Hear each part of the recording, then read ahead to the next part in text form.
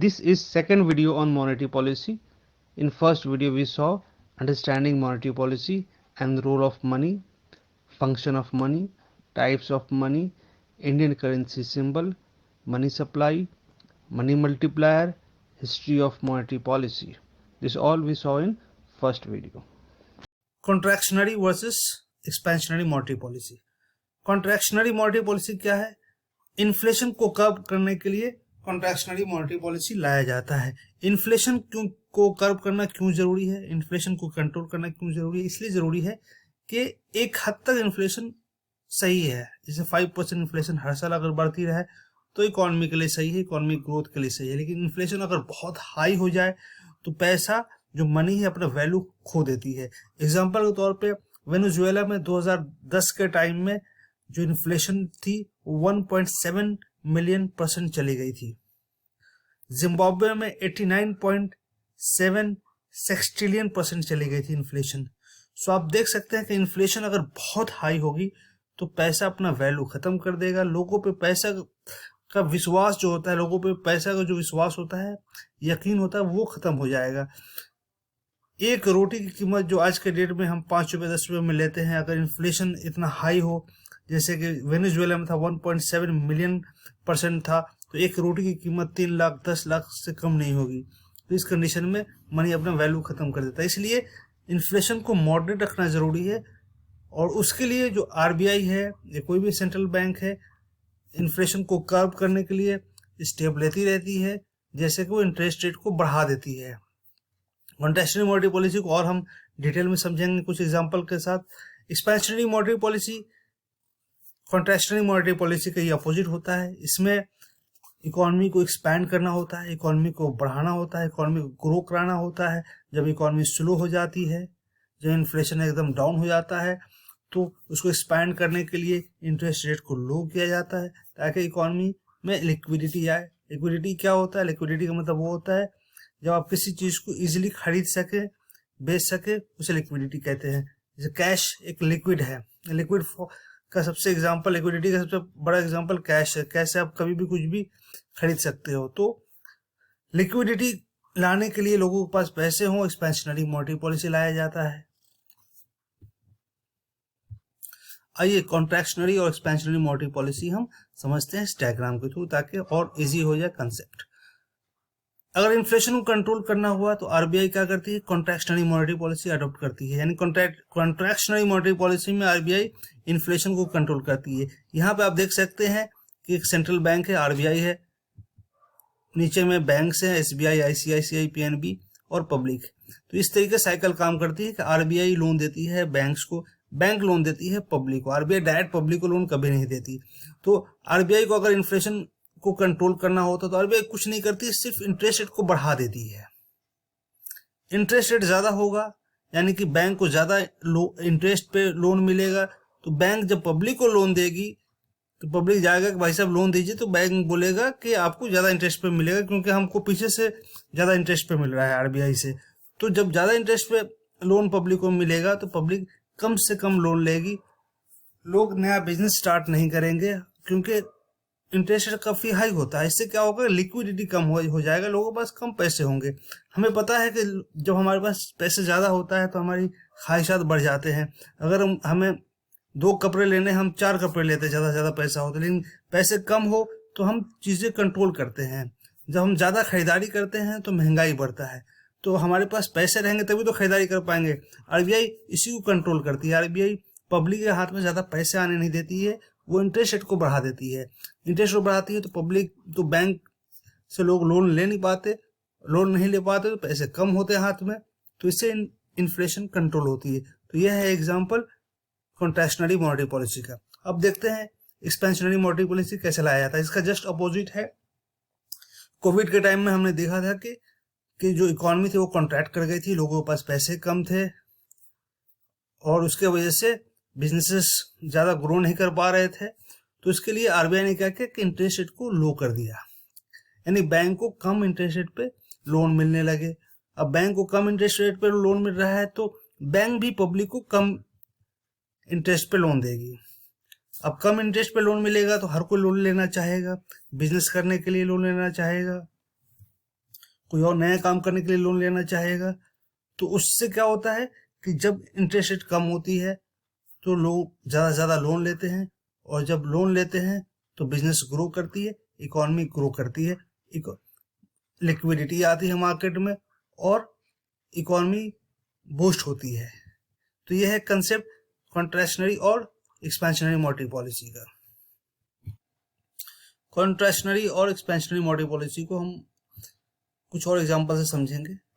जैसे आपने देखा यहाँ पे कि अगर ग्रोथ इंश्योर करना है या लिक्विडिटी लाना है मार्केट में, नहीं चाहते हैं, आरबीआई चाहती है कि ज़्यादा से ज़्यादा लोगों के पास पैसे हो, तो आरबीआई क्या करती है कि इंटरेस्ट रेट को कम कर देती है, यानी बैंक को कम इंटरेस्ट रेट पे लोन देगी, बैंक को कम देगी तो बैंक भी पब्लिक को कम इंटरेस्ट रेट पे लोन देगी, लोग ज़्यादा से ज़्यादा लोन लेंगे, फिर लिक्विडिटी बढ़ेगी, लोगों के हाथ में पैसे आएंगे, लोग ज़्यादा से ज़्यादा डिमांड करेंगे गुड्स और सर्विसेज का, इससे प्राइस का दाम बढ़ेगा और इन्फ्लेशन भी इससे इंक्रीज होगी, साथ में ग्रोथ भी इंश्योर होगा।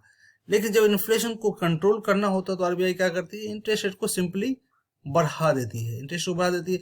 जब इंटरेस्ट रेट ज़्यादा होगा, यानी कि बैंक को ज़्यादा इंटरेस्ट पे लोन मिलेगा आरबीआई से, तो बैंक भी ज़्यादा इंटरेस्ट पे लोन देगी पब्लिक को। जब ज़्यादा इंटरेस्ट पे लोन मिलता है तो पब्लिक लोन नहीं लेती है, लोन कम होता है, लिक्विडिटी कम होती है, यानी लोगों के पास कम पैसे होते हैं, लोग कम डिमांड करते हैं चीज़ों का, क्योंकि उनके पास पैसा नहीं होता तो डिमांड कहाँ से करेंगे, प्राइसेस के दाम घट जाते हैं और इन्फ्लेशन भी इस तरीके से घट जाता है।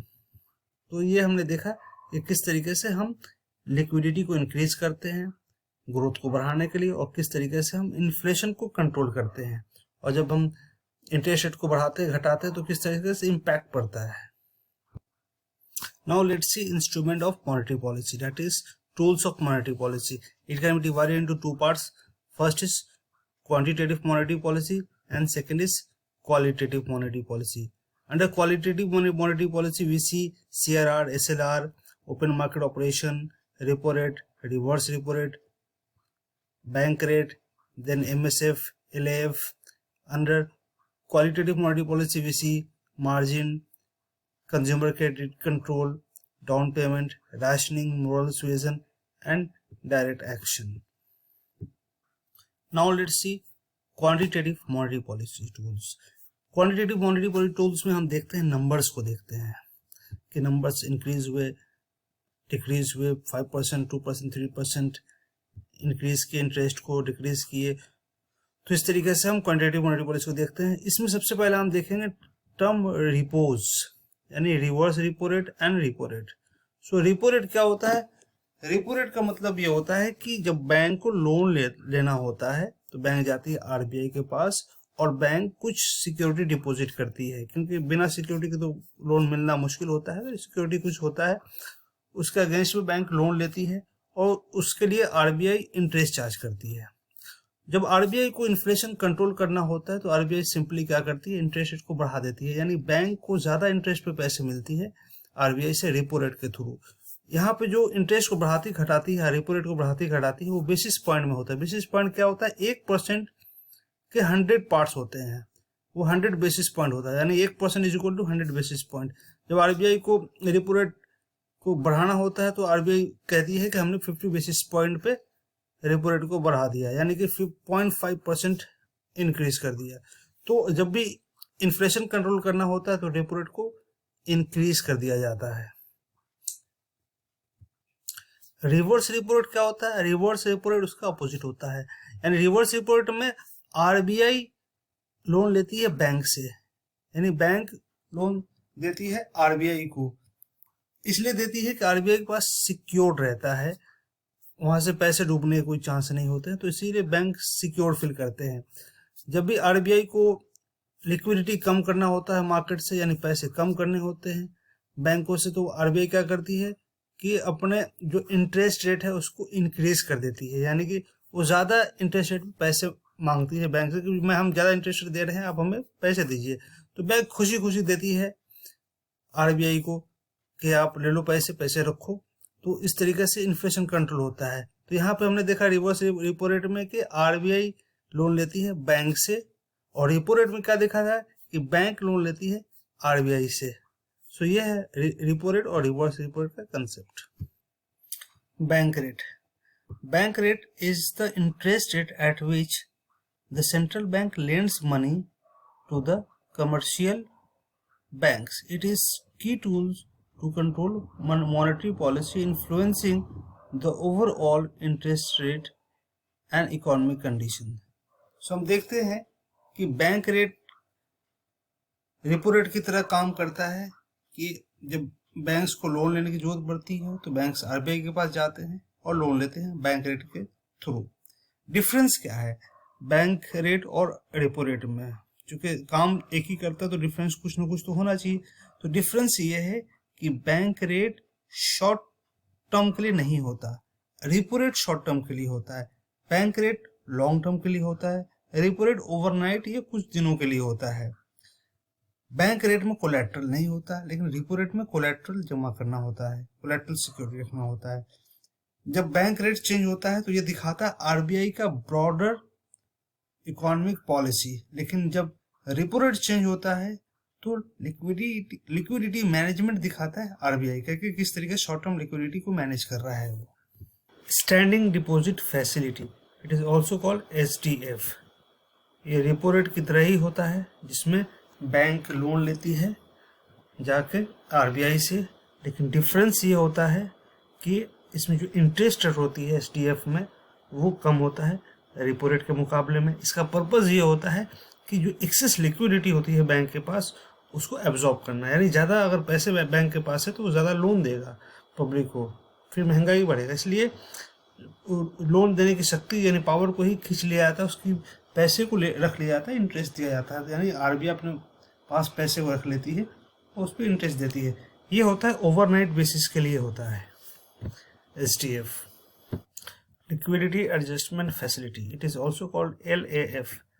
It allows the banks to borrow और lend fund for short duration to manage day to day liquidity mismatches. So basically ये लिक्विडिटी को डील करती है एलएएफ। इसका पर्पस होता है कि बैंकिंग सिस्टम में लिक्विडिटी को रेगुलेट करे।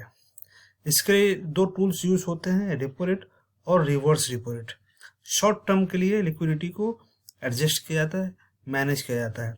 जब लिक्विडिटी इंजेक्ट करना होता है, जब लिक्विडिटी बढ़ाना होता है सिस्टम में, इकोनॉमी में, तो आरबीआई क्या करती है, रेपो रेट को रिड्यूस कर देती है।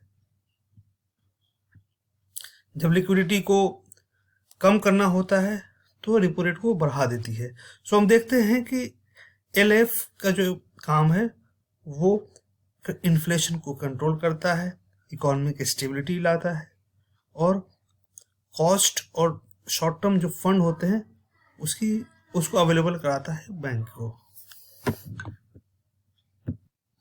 Marginal standing facility MSF, it allows the bank to borrow overnight from RBI against the government securities. So ये भी एक लिक्विडिटी एडजस्टमेंट फैसिलिटी की तरह है, बैंक को लिक्विडिटी प्रोवाइड कराती है, बट इसमें डिफरेंस ये है कि ये रेपो रेट और रिवर्स रेपो रेट से स्लाइटली डिफरेंट होता है। इसलिए डिफरेंट होता है क्योंकि एमएसएफ का यूज तब किया जाता है जब बैंक को एक्यूट क्राइसिस होता है फंड का, यानी कभी कभी ऐसा होता है जरूरत कि बैंक को बहुत ज्यादा जरूरत होती है पैसों की, तो उस सिचुएशन में वो रेपो रेट का यूज ना करके वो एमएसएफ का यूज करती है।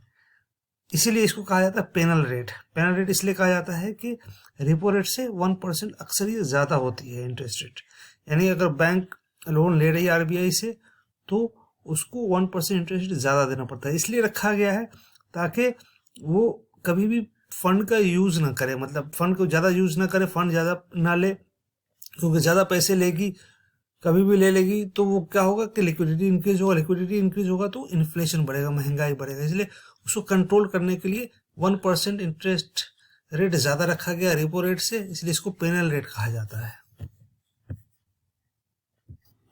Cash reserve ratio CRR mandates a percentage of bank deposit to be held in cash with RBI influencing the amount bank can lend। इसका मतलब ये होता है CRR का ये कि कुछ पोर्शन बैंक को आरबीआई के पास रखना होता है। जैसे कोई भी जो डिपॉजिट होता है उसको NDTL कहते हैं, जो भी डिपॉजिट हम हम सेविंग बैंक के रूप में करते हैं या करंट अकाउंट के रूप में करते हैं या फिक्स डिपॉजिट के रूप में करते हैं, उसको एनडीटीएल कहा जाता है, नेट डिपॉजिट टाइम लायबिलिटी। सो एनडीटीएल का जो एक पोर्शन है उसको आरबीआई के पास रखना पड़ता है।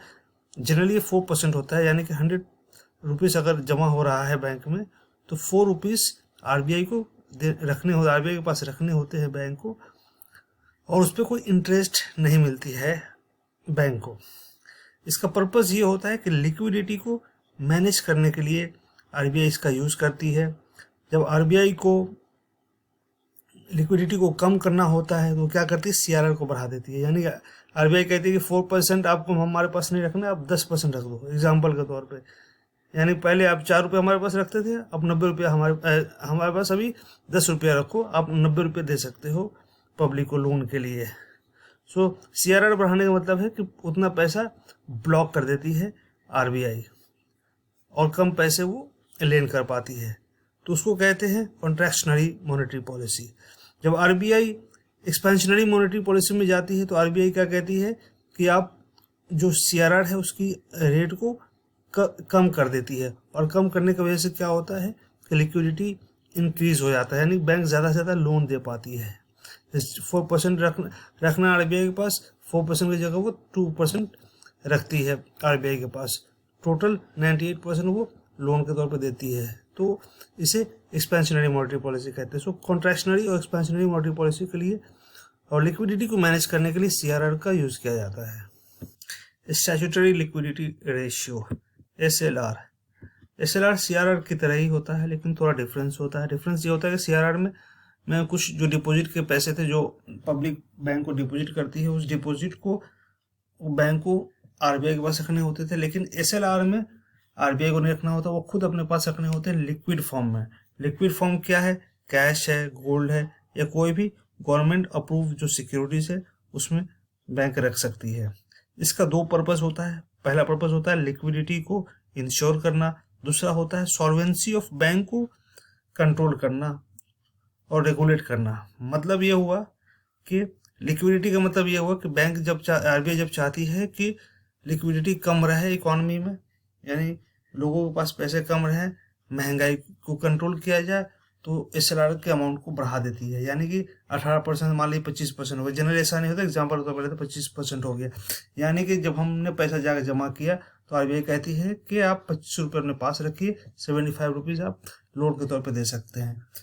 कम लोन देगी तो लोगों के पास कम पैसा आएगा तो कम खर्च करेंगे तो इन्फ्लेशन कम होगा। तो इस तरीके से वो महंगाई को कंट्रोल करती है।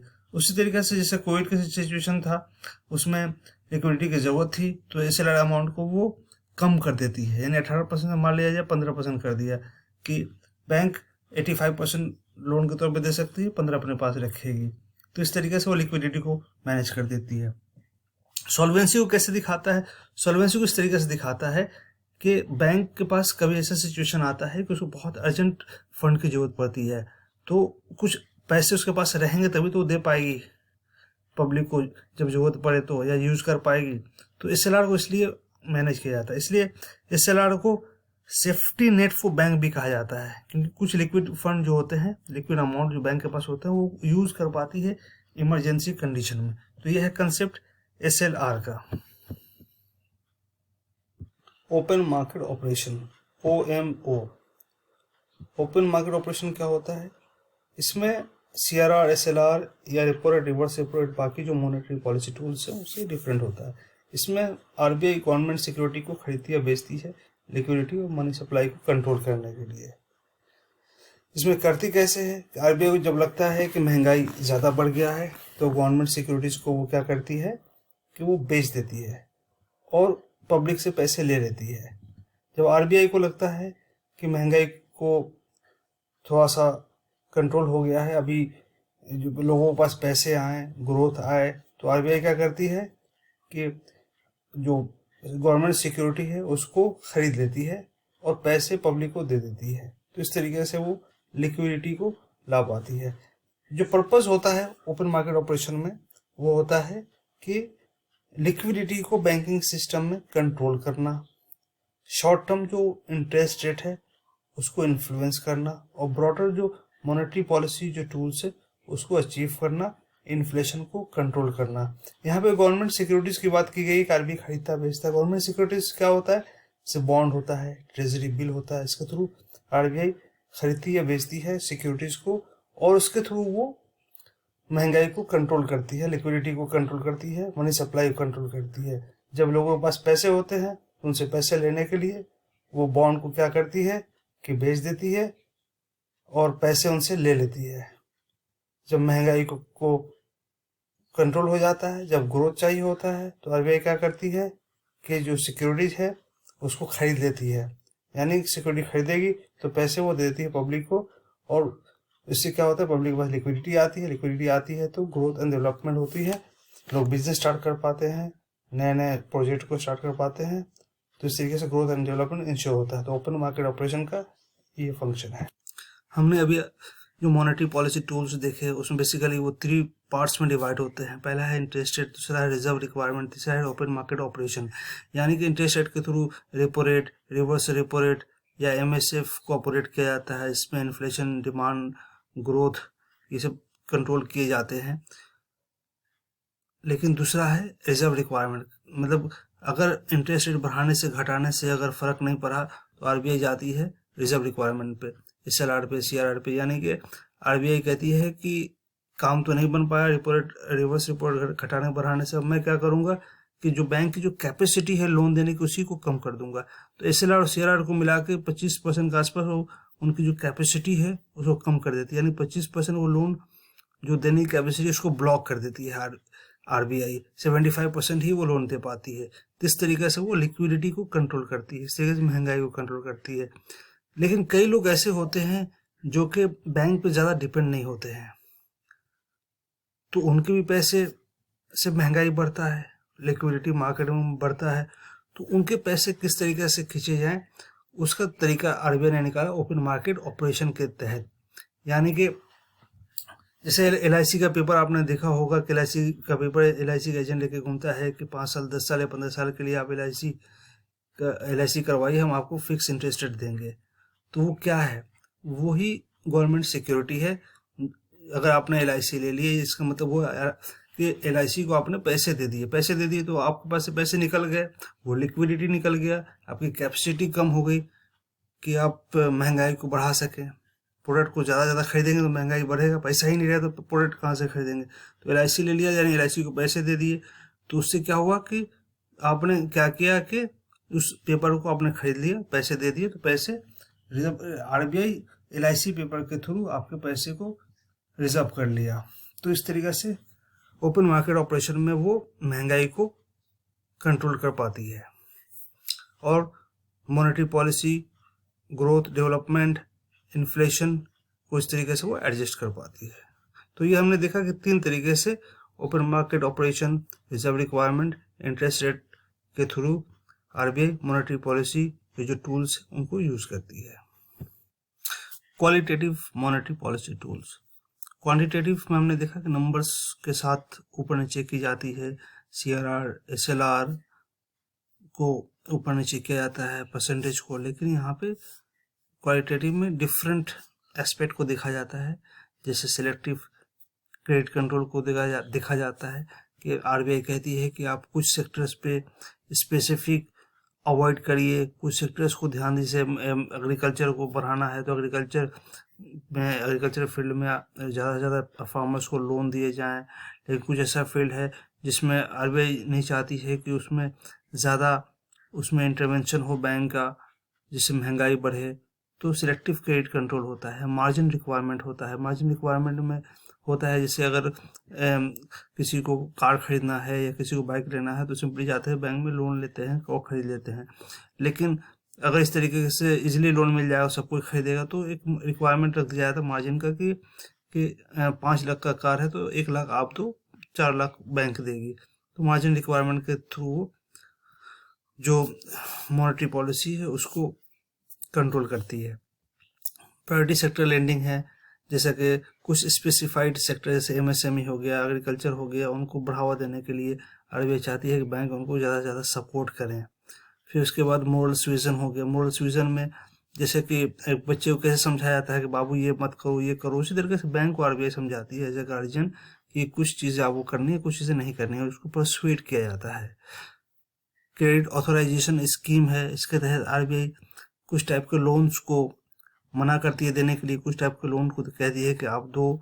इस तरीके से कंज्यूमर क्रेडिट रेगुलेशन है, deployment sectoral deployment of credit है, encouraging and discouraging the lending to specific sectors है।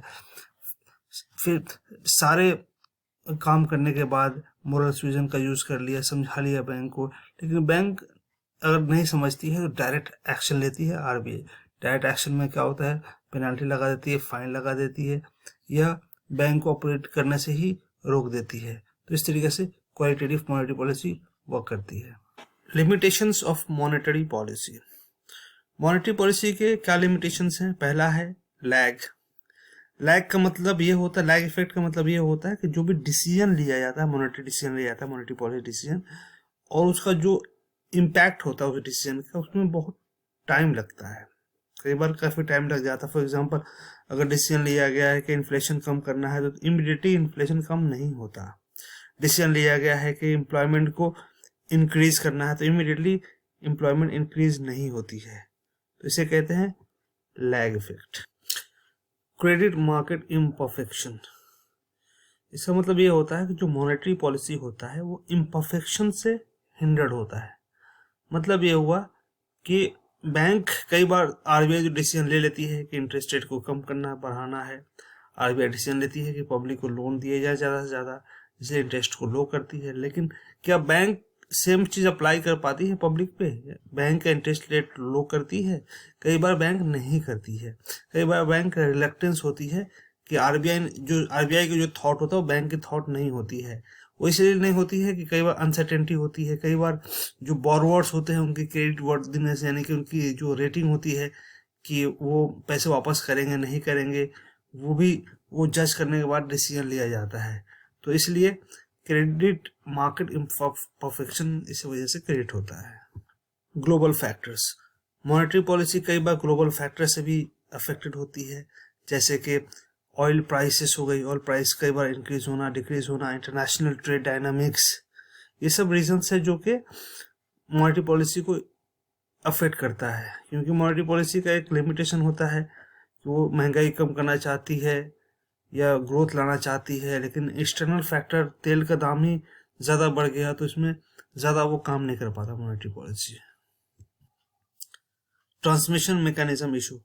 ट्रांसमिशन मैकेनिज्म इशू की वजह से मॉनेटरी पॉलिसी ज़्यादा इफेक्टिव नहीं हो पाता है कई बार। फॉर एग्जांपल, अगर आरबीआई ने रेपो रेट को कम किया है तो उसका बेनिफिट पब्लिक को मिलना चाहिए, क्योंकि बैंक को भी अपने इंटरेस्ट कम करना चाहिए। लेकिन कई बार बैंक अपने इंटरेस्ट कम ही नहीं करती है, ये इस कंसर्न से कि उनकी प्रॉफिटेबिलिटी कम हो जाएगा या उनका रिस्क बढ़ जाएगा। तो यह है लिमिटेशंस।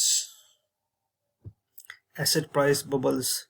मॉनेटरी पॉलिसी जैसे कि अगर लो इंटरेस्ट हुआ तो एक एसेट प्राइस बबल्स के तौर पे वो काम करती है और फिनेंशियल इंस्टेबिलिटी के तौर पे ले जाती है। वो इसलिए ले जाती है कि अगर आरबीआई इंटरेस्ट रेट को बहुत कम रखती है एक लंबे समय तक तो ये इनकरेज करता है लोगों को कि एक्स्ट्रा वो रिस्क लें फाइनेंशियल मार्केट में, और एक्स्ट्रा रिस्क लेने की वजह से एक एसेट बबल क्रिएट होता है और वो लास्ट में बस्ट कर जाता है। तो ये है asset price bubble. Inflation expectation. Inflation को कुछ हद तक कंट्रोल किया जा सकता है, लेकिन जो इन्फ्लेशन एक्सपेक्टेशन है वो कंट्रोल करना मुश्किल होता है, क्योंकि लोग ये धारणा बना लेते हैं, लोग ये सोच लेते हैं कि इन्फ्लेशन बढ़ने वाली है, ये प्रोफेसी वो बनाते हैं, जिसकी वजह से आरबीआई को मुश्किल होता है कंट्रोल करना। और इस कारण क्या होता है कि जो हाउस होल्ड होते हैं, बिजनेस होते हैं, वो एंटिसिपेट करते हैं प्राइस बढ़ने वाला है, इसके वजह से वो हाई डिमांड करते हैं और अपने प्राइसेस के जो दाम होते हैं वो हाई रखते हैं कि महंगाई तो बढ़ने वाला है, उसकी वजह से प्राइस का दाम हाई कर देते हैं और इस कारण इन्फ्लेशन और इंक्रीज कर जाता है इस एक्सपेक्टेशन के कारण। Fiscal policy constraint. Monetary policy तभी सक्सेसफुल होगी जब फिस्कल पॉलिसी भी साथ दे। मतलब ये हुआ कि गवर्नमेंट की अगर स्पेंडिंग ही नहीं है, टैक्सेशन के अच्छे रूल्स नहीं है, सपोर्टिव नहीं है, तो वो मॉनेटरी पॉलिसी को जो इम्प्लीमेंटेशन है उसमें वो कहीं ना कहीं अफेक्ट करेगी। Real interest rate. कई बार रियल इंटरेस्ट रेट जो मॉनेटरी पॉलिसी के जो स्टांस होते हैं उससे अलाइन नहीं कर पाते। Exchange rate volatility, monetary policy action can lead to currency fluctuation which may impact the trade dynamics and create uncertainty। अगर आरबीआई इंटरवेन करती है करेंसी मार्केट में ताकि रुपीज को स्टेबलाइज किया जाए ज़्यादा ऊपर नीचे होने से, तो ये एक्सपोर्ट को अफेक्ट कर सकता है, कम्पिटिटिवनेस को अफेक्ट कर सकता है, इंपोर्ट गुड्स के जो कॉस्ट है उसको अफेक्ट कर सकता है, ओवरऑल जो इकोनॉमिक जो कंडीशन है उसको वो इन्फ्लुएंस कर सकता है। Unconventional monetary policy constraint, in times of economic crisis, unconventional monetary policies such as quantitative easing may face skepticism or limitation in their effectiveness। So economic crisis के time में जो अनकन्वेंशनल मॉनेटरी पॉलिसी जैसे quantitative easing है वो एक सेप्टिसिज्म ला सकते हैं, यानी कि लोगों में ये डाउट होगा कि सेंट्रल बैंक जो क्वांटिटेटिव ईजिंग करना चाहती है वो सही में सक्सेसफुल होगा या नहीं होगा, या उसके ऑब्जेक्टिव को लेकर लोगों को डाउट होता है। तो यह है अनकन्वेंशनल मॉनेटरी पॉलिसी कंस्ट्रेंट्स।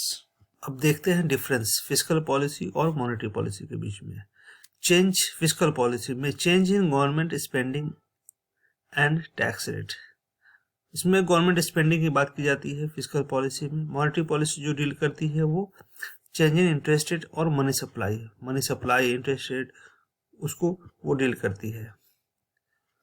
अब देखते हैं कि set by the government, fiscal policy को गवर्नमेंट सेट करती है, लेकिन मॉनेटरी पॉलिसी को सेंट्रल बैंक सेट करती है। फिस्कल पॉलिसी का कोई स्पेसिफिक टारगेट नहीं होता है, लेकिन मॉनेटरी पॉलिसी इन्फ्लेशन को टारगेट करती है। फिस्कल पॉलिसी का जो साइड इफेक्ट होता है गवर्नमेंट बजट बोरोइंग को अफेक्ट करती है वो, लेकिन मॉनेटरी पॉलिसी का जो साइड इफेक्ट होता है वो एक्सचेंज रेट को बहुत फ्लक्चुएट करा देती है, हाउसिंग मार्केट को अफेक्ट करती है। फिस्कल पॉलिसी जो होता है वो स्ट्रॉन्ग पॉलिटिकल डायमेंशन, यानी कि बहुत पॉलिटिकल चीज़ों को लिया जाता है, वोट बैंक पॉलिटिक्स के लिए चीज़ों को स्पेंडिंग को बढ़ाया घटाया जाता है। लेकिन मॉनेटरी पॉलिसी जो पॉलिटिकल प्रोसेस है, जो वोट बैंक पॉलिटिक्स है, उससे वो इंडिपेंडेंट है। मॉनेटरी पॉलिसी कमेटी MPC, इसमें हम देखेंगे फॉर्मेशन देखेंगे, रोल्स एंड रिस्पॉन्सिबिलिटी देखेंगे और इन्फ्लेशन टारगेटिंग देखेंगे मॉनेटरी पॉलिसी कमेटी का। So monetary policy in India is a key institutional framework responsible for formulating monetary policy of the country.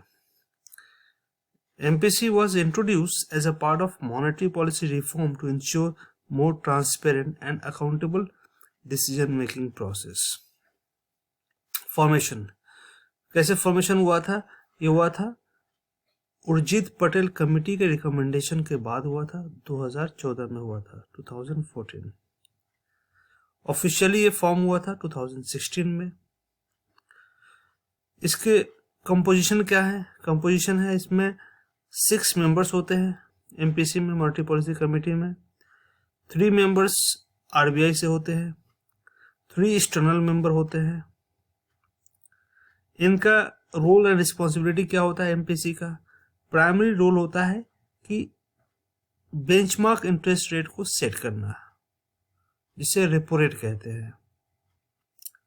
Inflation targeting इनके responsibility होते हैं कि इन्फ्लेशन को एक रेंज में रखना।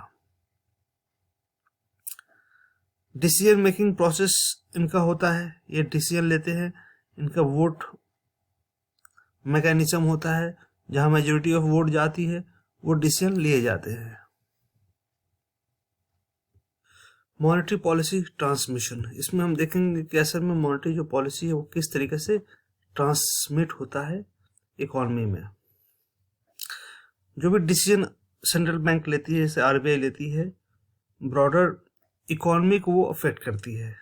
वो इंटरेस्ट रेट को अफेक्ट करती है, वो क्रेडिट अवेलेबिलिटी को अफेक्ट करती है, और अल्टीमेटली वो इकोनॉमिक्स वेरिएबल्स को अफेक्ट करती है, जैसे इन्वेस्टमेंट, कंजम्पशन, इन्फ्लेशन को वो अफेक्ट करती है। एग्जाम्पल देखते हैं कि RBI ने अगर रेपो रेट को कम किया, इसका मतलब ये हुआ कि हमने देखा था कि अगर RBI रेपो रेट को कम कर रही है तो बैंक को कम इंटरेस्ट रेट पे लोन मिलेगा, बैंक को कम मिलेगा तो बैंक भी आगे कम देगी, कम इंटरेस्ट पे देगी पब्लिक को। तो मॉनेटरी पॉलिसी ट्रांसमिशन ये दिखाती है कि आरबीआई ने अगर रेपो रेट को कम किया तो बैंक भी उसको कम करेगा, और उसका इम्पैक्ट ये होगा कि पब्लिक को कम रेट पे लोन मिलेगा, कम इंटरेस्ट पे लोन मिलेगा, और ये बिजनेसेस करना आसान हो जाएगा, इन्वेस्टमेंट करना आसान हो जाएगा, लोगों को ज़्यादा से ज़्यादा लोन मिल पाएगा, लोग स्पेंडिंग कर पाएंगे।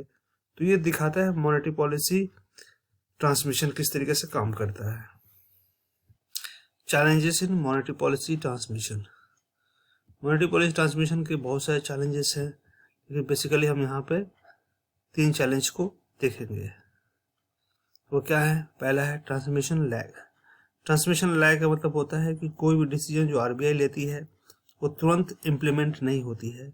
आरबीआई अगर चाहती है इन्फ्लेशन कम हो तो तुरंत इन्फ्लेशन कम नहीं होती आरबीआई के डिसीजन लेने के बाद।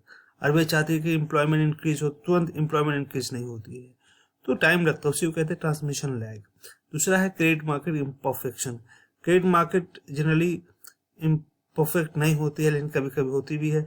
वो कैसे होती है? जैसे मान लीजिए एनपीए, बैंक के पास बहुत सारा एनपीए है, नॉन परफॉर्मिंग एसेट है, बैड लोन है, लोग पैसे ही नहीं दे रहे हैं वापस लोन लेने के बाद, तो उस कंडीशन में बैंक ज़्यादा से ज़्यादा पैसे लोन देना नहीं चाहेगी।